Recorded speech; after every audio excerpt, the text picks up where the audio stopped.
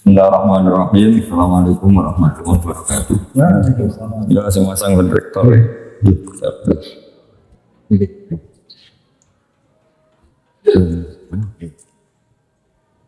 Bismillahirrahmanirrahim. Wassalamu ala rasulillah sayyidina wa ala Muhammadin wa ala rasulullah wa ala teman-teman Islam yang saya hormati, ya khusus rektor. Ini langsung ngaji ya, karena waktunya ada banyak.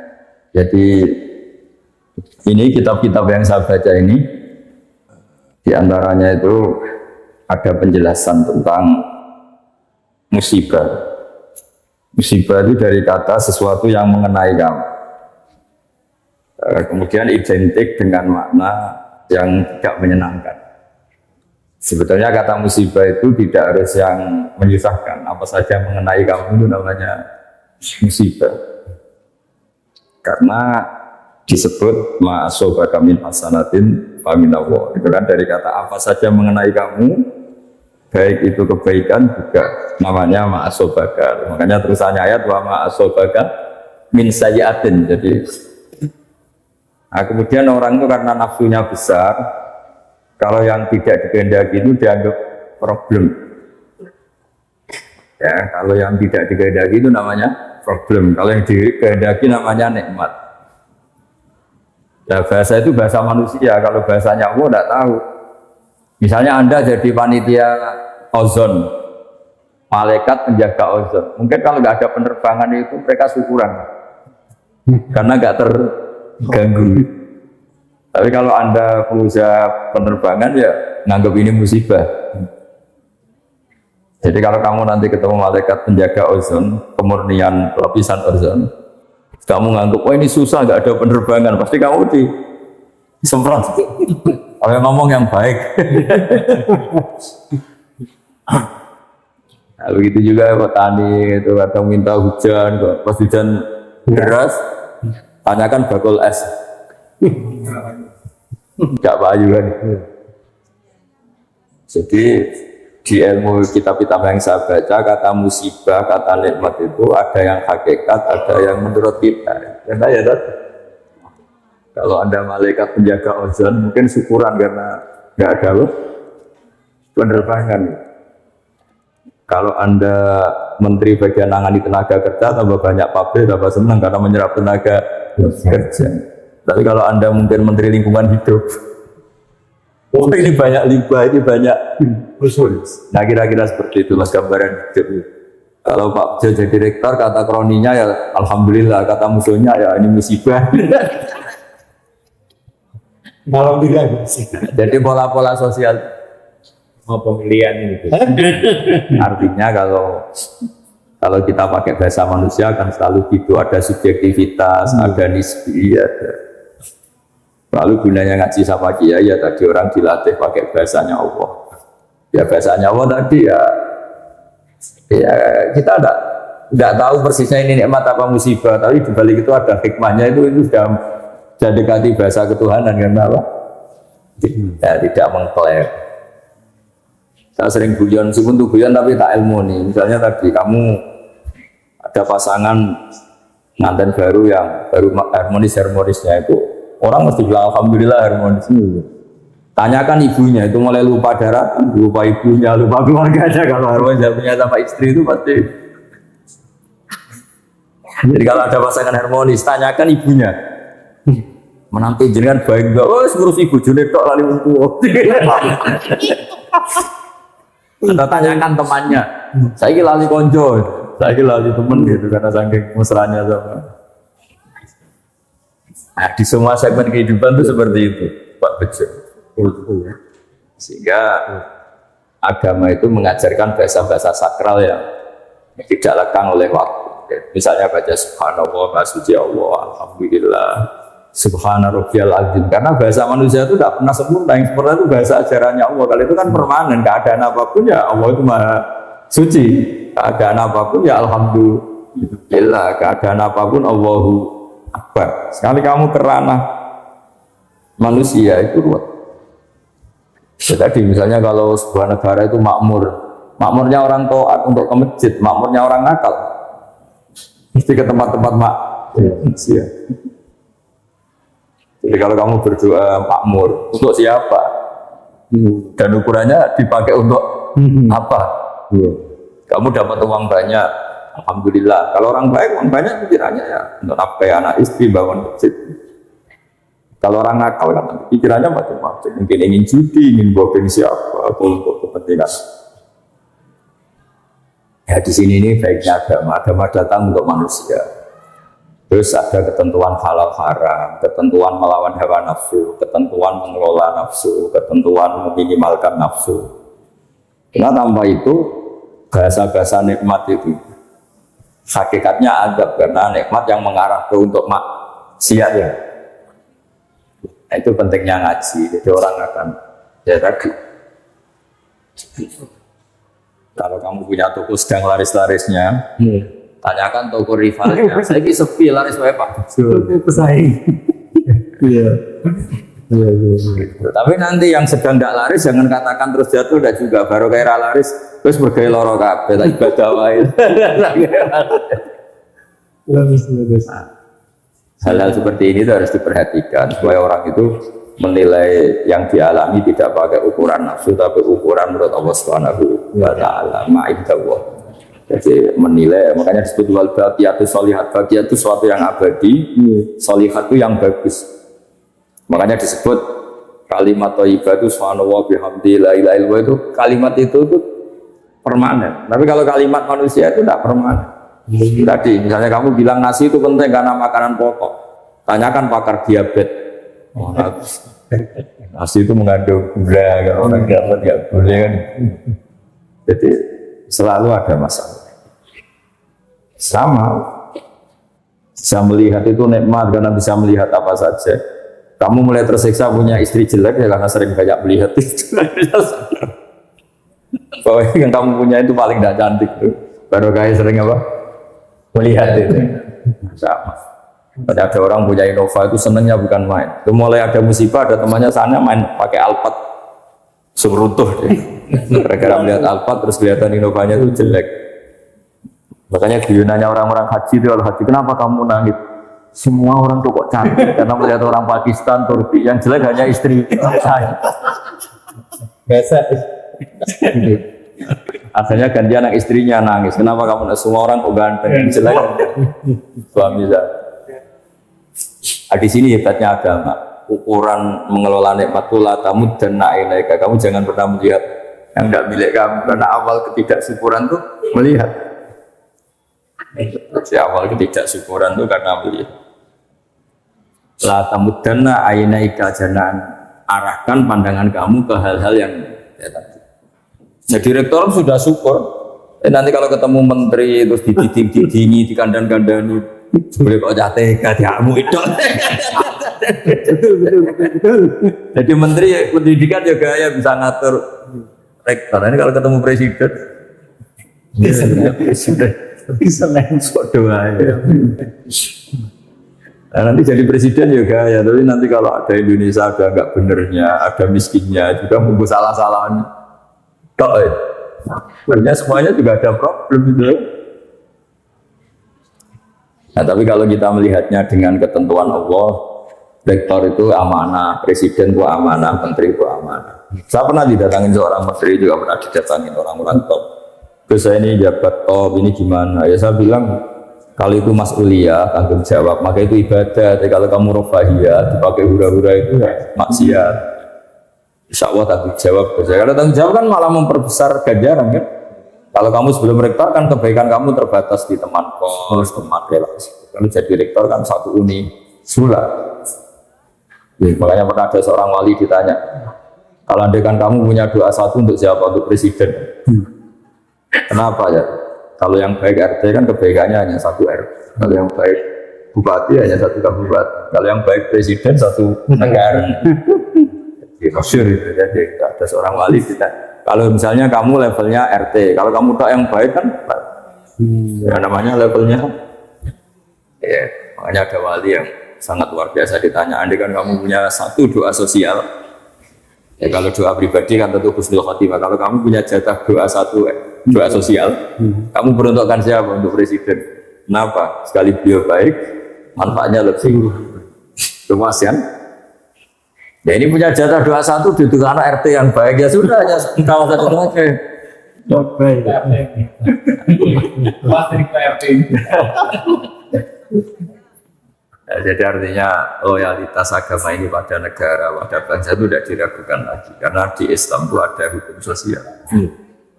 Nah, cuma bedanya orang wali sama ndak, wali itu kan nganggap musibah itu dianggap awal kebaikan karena terus orang kembali ke Allah. Dulu tuh orang nggak takut mati. Seakan-akan kalau ilmu medis itu menguasai semua. Gara-gara COVID belum ditemukan obatnya.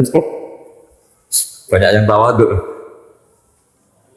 Kemarin-kemarin kayak ada kematian. Orang PD-nya hidup. Gara-gara ada COVID. Antara orang awam sama profesor sama-sama ngitung hari.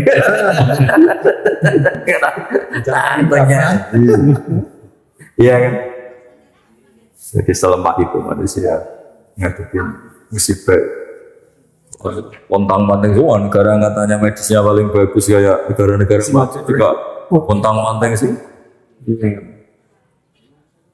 Di makanya saya mohon dari pengajian ini, dari ngaji ini sampai kalau sholat itu lebih kalimat yang kamu lafadzkan di sholat itu kalimat paling permanen. Rabbana lakal hamdu, kau layak dipuji, kau maha suci, kau maha besar, itu kalimat permanen. Kalau kalimat yang kamu bikin itu tidak ada yang permanen karena subjektivitas. Ketika kamu bilang tadi penerbangan itu kosong atau minim, itu kamu anggap musibah. Kata malaikat penjaga ozon itu bagus. Ketika Kementerian Tenaga Kerja bilang banyak pabrik itu bagus penyerapan tenaga kerja, tanyakan ahli lingkungan. Iya. Sama di presiden juga sama. Ketika ini jadi presiden, temannya partainya bilang alhamdulillah, tanyakan rivalnya atau musuh politiknya. Rektor juga sama. Toko juga sama. Hal-hal seperti ini terus menjadikan wali-wali itu tidak bicara tentang makhluk, hanya bicara tentang Allah. Makanya terus toreko itu kan wiridan paling kelima kan Allah. Maksudnya sudah lah makhluk sudah. Bismillahirrahmanirrahim. Subhanallah fi khawdina al-akun sudah semuanya itu orientasinya ke Allah saja, yang lainnya itu biarin. Zarhum fi khawdihim yal-akun. Makanya ada sholat istisqa nggak mandi itu karena yang di pojok bakul es. Ini kalau mandi es ada. Nah, ternyata ketika orang lain semangat amin karena sawahnya banyak. Terus ini aminnya tenang. Kenapa kamu tidak semangat? Saya tidak punya sawah, nggak ada hujan juga nggak apa-apa. Saya ini penjual es. Jadi apa ya? Ya gitu itu kehidupan ya. Ini kabar-kabarnya itu kata ilmuwan itu. Lapisan ozon itu membaik itu sekian puluh persen gara-gara pengurangan penerbangan. Oh iya, bisa kamu bayangkan kayak Singapura, Hong Kong per menit, ya kan yang pesawat yang bandara-bandara paling sibuk. Cuma kalau kamu jadi malaikat bagian jaga ozon, rapat terus gimana ini hentikan pesawat? Mungkin rapatnya tuh udah kofikan aja kalau diet.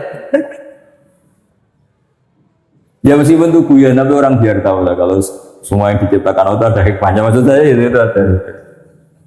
Kalau ada pabrik tutup, tanyakan pakar lingkungan. Bagus sekarang sudah ada limbah, kenapa pabriknya tutup? Tapi kalau tanyakan pekerjanya, susahnya. Ya bayangkan kalau bahasa subjektivitas gini dipakai ilmu hakikat kan kacau. Tapi kalau di PSDA itu hukum sosial, pasti ada subjek. Kalau ilmu hakikat ya tadi yang PHK ya tidak mesti gak dapat pekerjaan, saja dapat pekerjaan yang lebih baik. Kan kemarin banyak pilot yang jadi penjual mie. Tapi ketika ditanya hasilnya sedikit tapi kepuasan batinnya meningkat ya karena ketemu keluarga, ketemu yang dulu gak kebayang kan. Ya saya berharap cara pandang Islam ini kita ikuti bahwa di balik semua itu ada hikmah dan menjadikan kita kembali kepada Allah Subhanahu wa Ta'ala. Saya kalau nyontohkan di masyarakat itu, ketika kamu kecil, dolanan ekran itu seneng kira-kira, dolanan yuyu seneng, dolanan hal-hal yang nggak menghasilkan uang itu seneng. Tapi ketika Anda dewasa, Anda dokter, Anda profesor, Anda kiai besar menjadi goblok, untuk seneng aja nunggu punya Alphard, punya otak, punya rumah. Berarti pinter caci ya. Caci itu untuk seneng tuh hal-hal sepele bisa bagi. Tapi kalau profesor apa seneng canggih. Padahal ciri utama orang pinter kan mudah mendapatkan yang diinginkan. Ternyata untuk seneng harus mahal. Sementara caci cilik untuk seneng itu segampang itu. Terus pinter mana kita dengan anak-anak? Jadi itu pelajaran bagi kita bahwa kalau kamu di dunia ini seneng, ketika kita kecil, ketika kita miskin, marah tuh sama mobil sebenarnya. Kayak ongkos ada di sini kos seumur ini terlambat bayar. Jadi makanya saya pernah ketemu menteri itu kalau guyon tuh, enak orang menteri saya dulu itu melihat orang jadi menteri itu top. Setelah saya jadi menteri itu merasa ada. Ya, kenapa? Karena semua kesalahan di kementerian saya kayak salah saya dulu kan nggak pernah salah. Ya kan kalau kamu nggak menteri Polhukam nggak ada keamanan apa kan kamu nggak salah. Orang miskin kalau kamu nggak menteri ekonomi kan nggak. Iya betul. Gara-gara kamu menteri malah jadi salah kan kalau kamu nggak ketua bulog kalau nggak ada kesediaan seras kan nggak salah. Kalau kamu ketua bulog kan menjadi kalau kamu nggak rektor kesalahan Unisula kan nggak salah kamu gara-gara rektor ikut salah. Nah, itu hebatnya Islam. Makanya Nabi itu harus punya hak syafaat. Kenapa Nabi itu punya hak syafaat? Karena seorang Nabi itu yang bertanggung jawab. Itu sekecelok umatmu itu syafaat. Ya sama. Kalau kamu sudah kadung jadi rektor, ini mahasiswa kamu. Kalau ada apa-apa kamu harus ikut tanggung jawab. Makanya agama ini datang dengan rasionalitas yang tinggi. Kenapa Nabi itu punya hak syafaat? Ya karena beliau dekat Allah itu pasti. Ya karena kita ini kadung umatnya, maka menjadi tanggung jawab beliau. Dan kita membaca sholawat itu bukti kita loyal. Sama seperti mahasiswa harus punya kartu mahasiswa bukti kalau kita loyal. Sama yang umatnya Nabi juga punya kartu sebagai umat Timur. Itu ditandai dengan baca sholawat. Karena nggak mungkin Nabi nggak tanggung jawab. Sebelum kamu jadi presiden, semua tumpang camping negara kan nggak tanggung jawab kamu. Gara-gara presiden terus kamu jadi tanggung jawab kamu kan. Dia rektor, juga RT. Ya gara-gara Nabi itu seorang Nabi, maka harus tanggung jawab. Dan itu luar biasa. Akhirnya beliau diberi hak syafaat. Umatnya yang harusnya menjadi ahli neraka asal bertauhid dijamin ahli surga. Meskipun lewat jalur apa? Syafaat. Makanya saya minta sama Unisula, sama rektor, sama ketua yayasan, jangan apa-apa itu hukumannya sanksi, apalagi DO. Kalau nggak fatal banget itu jangan. Karena ciri utama pemimpin itu ro'id itu menjaga itu ya tidak mengeluarkan. Kecuali yang hal-hal yang ekstrim. Makanya dalam Islam itu jangan mudah mengkafirkan orang. Makanya yang dilawan ahli sunnah itu gerakan takfiri. Karena semangat Nabi itu yang luar dimasukkan, bukan yang sudah di dalam di luar. Ya kan? Nah, jadi sebetulnya logika itu yang harus kita pakai. Misalnya kita punya anak 5, yang 2 itu nakalnya minta mungkin tetangga enak aja ngomong, usir aja Pak, anak durhaka. Itu yang ngomong enteng gitu mesti tetangga sebelah. Bagi kita orang tuanya enak kira rasanya. Itu anakku kan. Sama. Nabi itu nggak terima kalau umatnya dikeluarkan dari Islam karena Nabi sangat mencintai umatnya. Bahkan yang nakal pun Nabi ngendikan itu tak beri hak syafaat. Syafaat tidak ahli kabair umat. Saya punya jatah syafaat untuk umatku secara jelas-jelas. Karena semangatnya mengambil atau memasukkan yang luar. Nah, ya kalau anak-anak nakal itu semangat orang tuanya kan dandan. Enak oleh tonggo usul kon ngusir ya. Nah, pola-pola itu yang harus kita perkuat, semangat memasukkan, semangat mengayomi, semangat jaga stabilitas, memanage konflik, memanage perbedaan. Ya tadi, di mana-mana Nabi diutus itu memperbaiki yang kurang baik, memasukkan yang belum mas. Makanya kenapa aliran-aliran takfiri itu ditentang mati-matian oleh mayoritas ahli sunnah, mayoritas umat Islam. Itu sebetulnya nentangnya itu bukan karena sentimen, tidak logika sosialnya begitu di mana-mana. Hingga kita ini ya kan kita inginnya kan warga Indonesia sehingga mati ngaku Indonesia itu menjadi sangat Indonesia. Unisula yang belum Islami menjadi sangat Indonesia. Jadi semangatnya itu memasukkan bukan mengeluarkan ya. Ya kan jelas hukumnya udkhulu fi silmi kafah, kan pengumumannya untuk masuk bukan untuk Jadi logika kita menentang takfir, sudah mengkafirkan itu sebenarnya logika umum. Sebenarnya ya memang begitulah kalau kita sebagai pengayom masyarakat ininya ya. Itu udah ada hanya dalam ahli sunnah ya. Kalau kita ketua RT, ketua RW, kita kiai, kita tokoh, inginnya ya semangatnya merangkul, kita memukul sudah. Saya jadi tadi ya pesan saya kalimat-kalimat thayyibah yang Anda baca di sholat itu jiwai, karena itu kalimat yang permanen. Kalimat yang kamu lontarkan dari diri kamu sendiri itu pasti ada subjektivitas. Itu tidak bisa kamu pakai swan Allah. Yang bisa dipakai swan Allah itu kalimat-kalimat thayyibah tadi, karena itu permanen, kebenarannya permanen. Makanya disebut wal baqiyatus sholihatu khairun inda rabbik. Tapi kalau kalimat yang kita utarakan itu subjektif semua. Bilang sayang istri ya sampai kapan kan bertanya. Ya kan? Cinta unisula ya sampai kapan? Nanti kalau ada konflik tawarin kampus lain yang menjanjikan perlu dipertimbangkan juga kan. Apalagi cinta partai ya. Ya malah tinggal mana ya kan malah. Ya kan? Jadi kalau cinta manusia, bencinya manusia itu ya subjektivitasnya seperti itu. Jadi kalau cinta Allah itu ya nggak baik. Walladzina amanu asyaddu hubbal lillah. Kalau kamu mukmin betul ya orientasi yang paling kamu cintai itu Tuhan. Nah sekarang ngaji seperti ini sudah langka. Dikira kalimat-kalimat thayyibah itu kayak mantra, kayak rutinitas itu enggak, itu filosofi.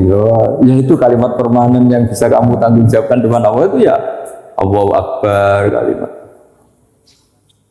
Makanya saya bilang sering memberi contoh itu, kalau ada semut sama semut pacaran gitu misalnya, pacarannya tuh di daun mangga, dia asik sama yang disenangi pacaran. Kata semut kan, saya asik pacaran karena pasangan saya mencintai saya. Sebaliknya bilang gitu. Tapi kalau kamu yang mengendalikan, kamu asik itu karena godong ini orang tak kipatno, sekali tak kipatno tuntas ya.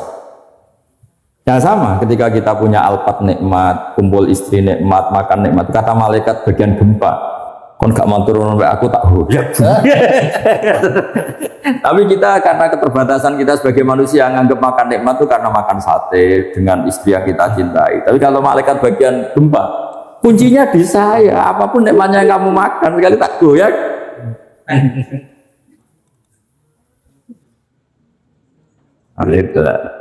Nah itu sirinya, rahasianya kenapa kiai itu matehai malaikat, matehai penjaga langit, penjaga bumi itu karena itu berkontribusi dalam kenikmatan yang kita. Ya. Jadi, kalau kamu kamu fatihah itu bisa tersinggung saat itu ya selesai. Nah, itu bedanya kiai sama rektor, Pak.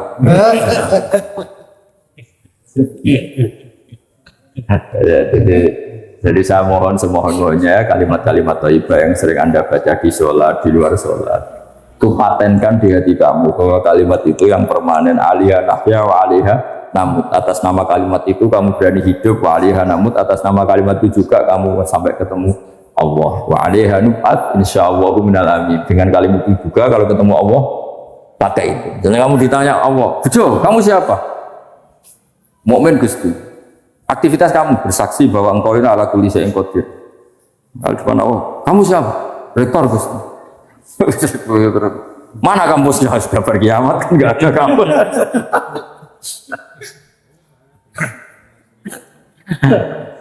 Ya kan, enggak ada semua kan sudah.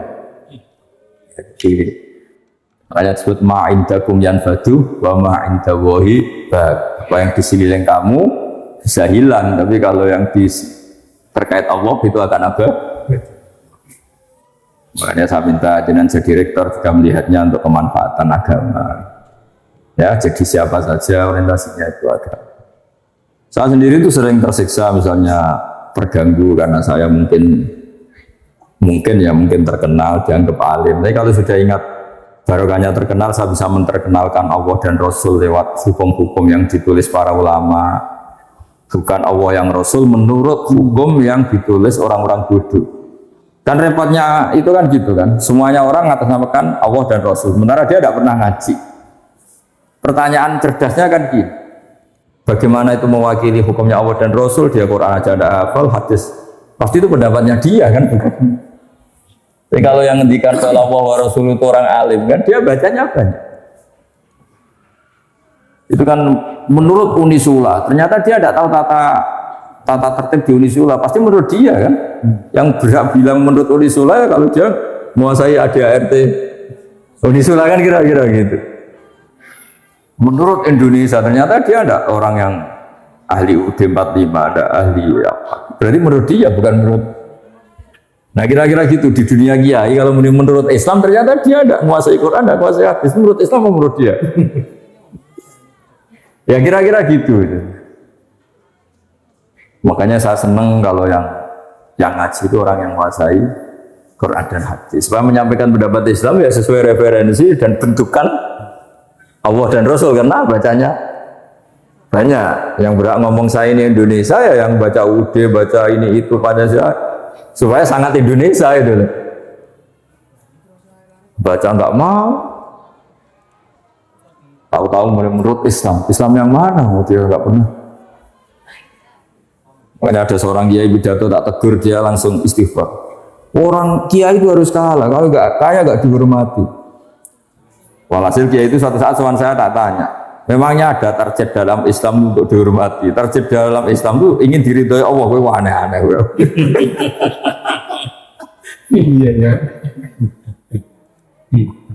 Terus kata harus itu kan harus, kiai harus kaya. Harus itu artinya kalau wajib kan pengganti katanya. Berarti yang miskin berusaha semua. Terus dia bilang astagfirullah, sudah keliwat, sudah gak bisa diistighfar berat gitu. Caranya istilah kamu harus mencabut kalimat itu di depan umum. Karena kamu utarakan di depan umum, kamu harus cabut juga di depan umum. Jadi kawan-kawan kalau pidato bilang gini, ternyata kaya itu wajib, miskin juga penting. Itu kan karena dia cerminan pikirannya dia, karena lama miskin terus bosan miskin terus yang bosnya bilang, iya harus bosan-bosannya sendiri harus jadi statement atas nama Islam. Coba kalau itu diomongkan pas acara Isra Mi'raj, dia seorang kiai dengan atribut kiai yang ditunggu-tunggu fatwanya, ini kan seakan-akan fatwa Islam ini. Padahal fatwanya sendiri. Nah itu makanya saya mohon ya, kalau sholat, kalau pas wiridan, tengah malam, subhanallah, astagfirullah, itu anggap itulah kalimat permanen yang alaiha nahya, wa alaiha namut, wa alaiha nub'ats, insyaallah ta'ala. Ya, Assalamualaikum warahmatullahi wabarakatuh.